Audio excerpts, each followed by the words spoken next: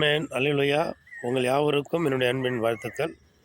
நீங்கள் யாவரும் சுகத்தோடும் நலத்தோடும் ஆரோக்கியத்தோடும் இருக்க வேண்டும் என்று உங்களை அன்போடு கூட வாழ்த்துகிறேன்.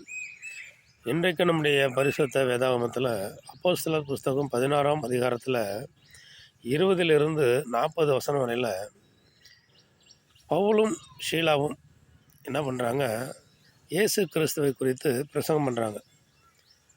அப்போது யூதர்களாகிய இவங்க ரோமராகிய நம்மளுடைய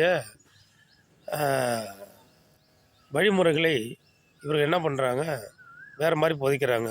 பிற மதத்தை பின்பற்ற வேண்டும் என்று இவங்க சொல்கிறாங்கன்னு சொல்லி ரோமர்கள் என்ன பண்ணுறாங்க, இவர்களுக்கு எதிராக எழும்பி இவர்களை பிடித்து சிறையில் போட்டுடுறாங்க.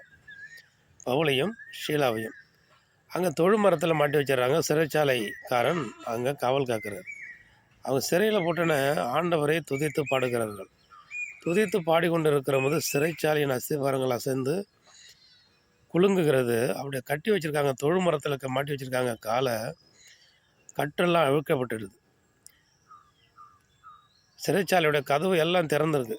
உடனே சிறைச்சாலைக்காரன் கண் விழித்து பார்க்குறாரு. எல்லோரும் ஓடி போயிட்டாங்கன்னு சொல்லி தன்னுடைய பட்டையை எடுத்து, அவருடைய கையில் இருக்கிற பட்டயத்தை எடுத்து வெட்டி கொள்ள போகிறார்.